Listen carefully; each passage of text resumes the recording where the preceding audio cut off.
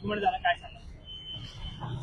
मूळतः या घटनेमध्ये विष्णू शिवराया हांडे या व्यक्तीनं MIDC पोलीस स्टेशनमध्ये 7/8/2025 रोजी FIR दाखल केलेलं होतं आणि त्यामध्ये त्यांनी असं म्हटलेलं होतं की शंकर शिवानंद बारोळे हे त्यांना राज बियर शॉपी जवळ भेटले आणि त्यांच्याकडून असं कळलं की राज बियर शॉपी समोरील टपरी जवळ असताना शरणप्पा हांडे हे तिथं होते. त्यावेळेला एक पांढऱ्या रंगाची कार आली आणि त्या कारमधून 4 जण उतरले आणि त्या 4 शरणप्पा यांचा पाठलाग केला. हॉकी स्टिक आणि दोघांच्या हातात लोखंडी रॉड होते.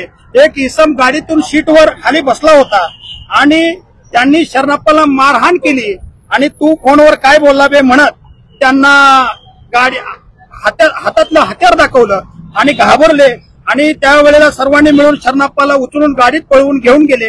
अशा प्रकारची फिर्याद आणि त्यांचा हेतू जीवे मारण्याच्या हेतूनं त्यांना गाडीत बसून पांढऱ्या कारमध्ये पळवून घेऊन गेले, अपहरण केलं, अशा प्रकारची फिर्याद होती.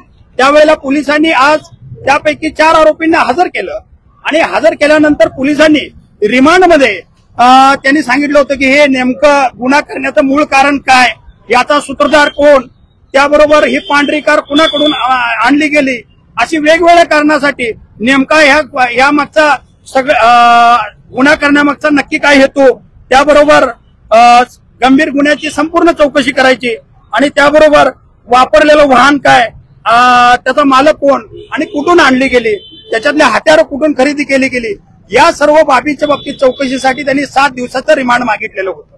मी त्यामध्ये आर्ग्युमेंट असा युक्तिवाद केला की जी घटना 4:30 वाजता घडली त्याचं जे रजिस्ट्रेशन आहे FIRचं ते जवळजवळ 6.25 तासानंतर म्हणजे 10:49 केलं.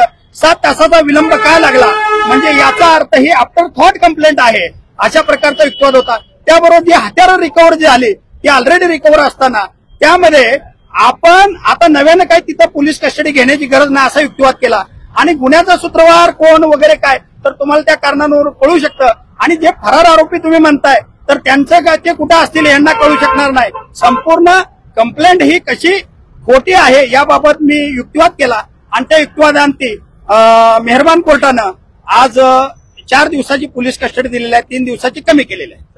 राजकीय आरोप करताना होताना पाहायला मिळतात, राजकीय पक्षांचे 2 नेते आमने-सामने टाकलेले आहेत, कुठेतरी राजकीय गंध या सगळ्या प्रकरणाला आहे असं वाटतं की काय?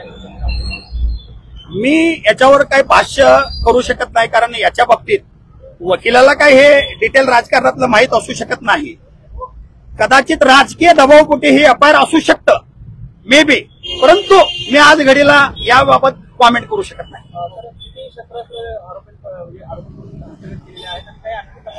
25 वेगवेगळे मुद्देमाल त्याच्यामध्ये जप्त दाखवले, त्यात काही हत्यार असतील किंवा काय, पण ते आरोपीकडून झाले असं म्हणता येणार नाही. जप्त दाखवले गेले, पूर्ण खोटी स्टोरी आणली गेलेली आहे. फक्त आता हे पुढे चौकशी अंती निष्पन्न होणार आहे, त्या पुढची बाजू आहे.